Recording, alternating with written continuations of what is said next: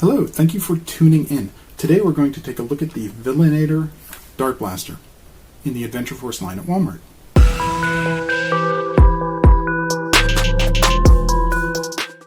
The Villainator is a spring-powered blaster. It can be found in the Adventure Force line at Walmart stores. It is made by Dart Zone. Adventure Force is a line that features blasters by multiple manufacturers.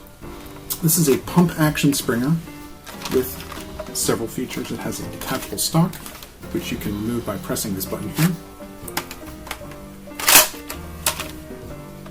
It has a flip-up sight at the front, if sights are your thing. That is not even that much of a sight, but it is more than nothing. You have a rail up here to put certain accessories. This is not a Nerf blaster, so it cannot take a Nerf barrel attachment nor a Nerf stock attachment, but that's okay. The Villainator features a technically removable rotating drum. This drum holds 40 darts. That's a very high capacity. I'm very happy to see a high capacity blaster like this. Now, unlike certain blasters that have come before it, the Villainator features a staggered cylinder. So when you load your darts, you're going to put them in both rows. But the function of the blaster will fire them in the staggered order, so you don't have to worry about switching cylinders. The Villainator is pump action, meaning you crank on the front to prime it, and then you press the trigger to fire. The Villainator also features slam fire, meaning you can hold the trigger in and continually pump and fire multiple darts. The Villainator comes with these Waffle head darts, which are made by, of course, Dart Zone, since they made the blaster, and they are often considered by many to be one of the best full-length darts on the market. For a large human like me with big dumb hands, I honestly find the Villainator extremely comfortable. Both the front and rear grips fit my hands really well. I expect that it would also fit a smaller Nerfer very well, but I don't know any smaller Nerfers to ask. Now, some of you may be wondering, haven't I seen something like this before? Well, you may have. Dart Zone themselves previously came out with the Magnum, which is another 40-round drum blaster, although this drum has all of the darts in a single line. Comparatively, the Magnum's drum is much, much larger than the Villainator's drum. Another blaster that you might compare this to more directly is the Turbo Advance by Zuru X-Shot. They are both pump-action blasters with staggered cylinders. With the Turbo Advance, it has two distinct rows, and you actually have to use this switch to switch between those two rows. It will only fire up to 20 darts in a row without switching, whereas the Villainator will fire all 40.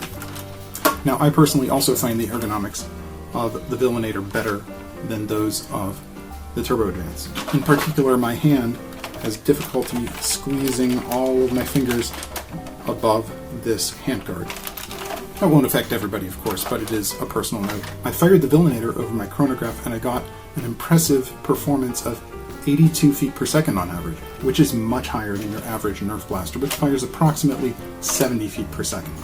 That may not sound like much, but it is a noticeable difference when you are down the barrel of this blaster.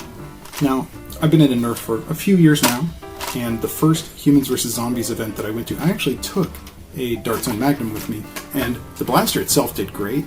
The performance is perfectly in line with what you might want for a Humans vs. Zombies game, where a lot of them have a 130 FPS cap.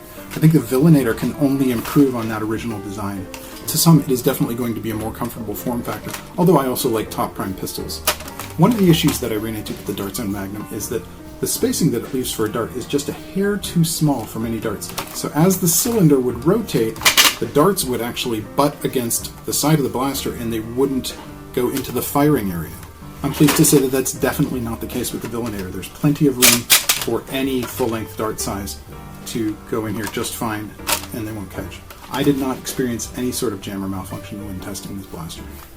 If there's one possible bad thing that I could say about the Villainator, it's that it doesn't really have a proper sling mount. You might be able to put a sling mount on some of these gaps on the barrel.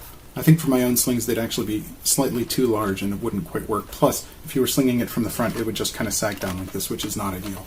If I'm doing a one-point sling, I like to have it somewhere in the middle.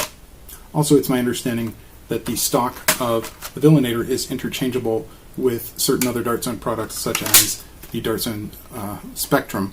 However, I do not own a Spectrum because it has been extremely hard to get a hold of. At a retail price of around $20, I think that this is a fantastic buy. It doesn't shoot as hard as a pro-style blaster, such as the Nexus Pro or Eon Pro. However, in and of itself, it is a fantastic blaster and a fantastic value. Thank you very much for watching this look at the Dart Zone Adventure Force Villainator. I hope you enjoyed this, and if you did, please feel free to subscribe to the channel and give us a thumbs up and leave a comment letting me know what you think of the video. Thanks, and have a great one.